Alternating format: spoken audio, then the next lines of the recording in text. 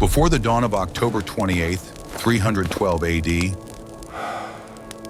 the world of Rome seemed to hold its breath as if even time hesitated to take another step. Along the mist-laden northern banks of the Tiber River, campfires burned low, their smoke rising like silent prayers into the night. Thousands of tents stretched across the fields, each sheltering soldiers who dreamt uneasy dreams of home, glory, and the gods. Spears leaned against shields, armor gleamed faintly in torchlight, and in the center of it all walked their commander, Flavius Valerius Constantinus, son of an emperor, claimant to a throne, and soon a man whose faith would shape centuries. He paced alone, the chill air biting at his cloak, the sound of the river whispering beside him like a prophecy. The empire was weary of war. For decades, brothers had turned against brothers, generals had risen and fallen, and emperors had murdered emperors. Power had become a curse. Constantine, hardened by campaign and loss, looked beyond the horizon not for victory alone, but for meaning. And then, in that uncertain hour before sunrise, legend tells that the sky answered him. At first, only a strange shimmer above the horizon, then a cross of light, radiant and steady, burning above the sinking sun. To some it was an illusion, to others madness. Yet to Constantine it was revelation. Beneath that shining symbol, words appeared, simple, commanding, eternal. In this sign, conquer. No trumpet sounded, no thunder rolled, only silence and light. That night, his dreams carried the same message.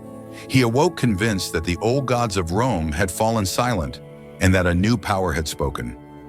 By dawn, his men were ordered to mark their shields with an unfamiliar sign, the Chi-Rho, the intertwined letters of Christ's name. Painters worked by lamplight, smearing sacred pigment over steel. When the first light of morning crept across the camp, the legions stood transformed. Rows of shields glowed with the symbol of a faith once hunted, now carried by Rome's own armies. As the sun rose, the geography of destiny revealed itself. The Tiber curved like a serpent around the plain. On the far bank stood the Milvian Bridge, narrow, ancient, the gateway to Rome. Beyond it, the walls of the eternal city shimmered with promise and peril. There waited Maxentius, Constantine's rival, emperor of the West in name and ambition. His legions drawn up in glittering lines, their banners painted with the eagles of Jupiter, their hearts swollen with pride. He trusted in numbers, fortifications, and the favor of the old gods. But his confidence was his undoing.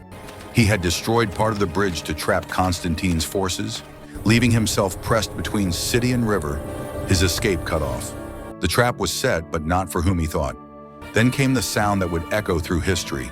Trumpets blared, drums thundered, and across the misted plain, the two tides of Rome crashed together. Arrows hissed, pilla flew, and the ground shook beneath the charge of men and horses. The clang of iron was deafening. The cries of the wounded rose like smoke to heaven. Constantine, mounted at the center, urged his troops forward. His standard, the labarum, high above, gleaming with the golden Chi-Rho. He rode as though guided by the sign itself, his every movement sure, his every command crisp and resolute. His men believed they fought not for empire but for providence, and belief is a weapon no legion can withstand. The battlefield became a vision of fury, dust and blood mixing underfoot, sunlight flashing off swords, the river glinting red as if mirroring the war of gods and men. Hours passed, lines bent, broke, and reformed. Maxentius' soldiers, hemmed in, began to stumble backward toward the bridge. Constantine's cavalry swept in from the flanks, their lances breaking ranks like thunder splitting stone. Horses reared, banners fell, the air filled with smoke. From the bridge came a terrible creaking, the sound of weight beyond what wood could bear. Then with a cry that seemed to tear the sky itself, the central span gave way. Men, armor, standards, all plunged into the furious Tiber. Water churned, helmets vanished beneath the foam. Panic seized Maxentius's ranks. Discipline dissolved into chaos. Some tried to swim, their armor dragging them down. Others turned to fight only to be swept away by the crush of bodies. In the midst of this horror, Maxentius himself was thrown into the river. the emperor of Rome, drowning in the very trap he had laid. His golden cuirass shone for an instant, then disappeared beneath the dark, indifferent current. When the clamor faded, an uncanny silence descended. The Tiber flowed on, carrying with it the wreckage of an empire's old faith. The field was a graveyard of ambition. Shattered shields, trampled laurel, the dying moans of men who had once been brothers. Through the smoke rode Constantine. He dismounted beside the river, gazing at the broken bridge and the drifting bodies, his face illuminated by the sinking sun. Victory had come, but not the kind that boasts.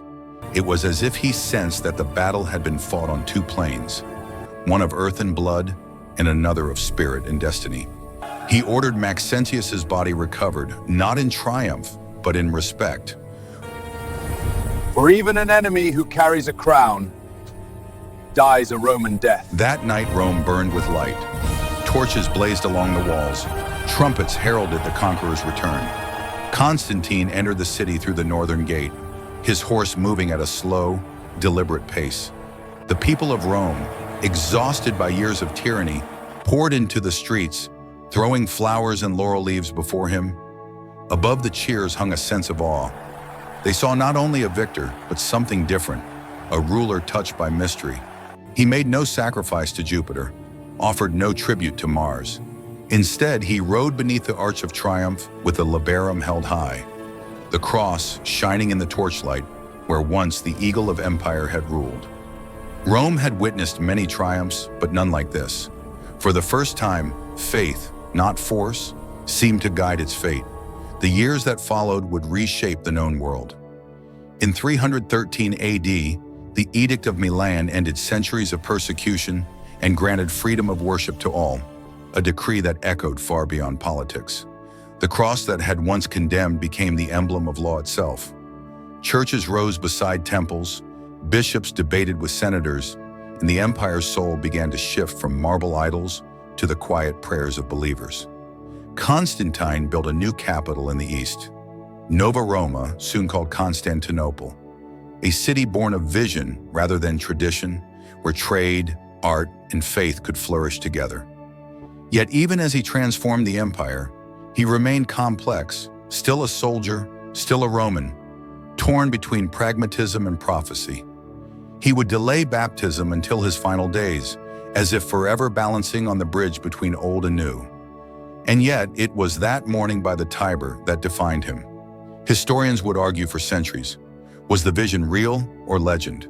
Did Constantine see a miracle or seize a symbol? But perhaps the truth lies not in the heavens, but in the hearts of those who believed him. For faith once planted does not fade easily. The sign in the sky became a banner on earth. From that riverbank, a new world began its slow awakening.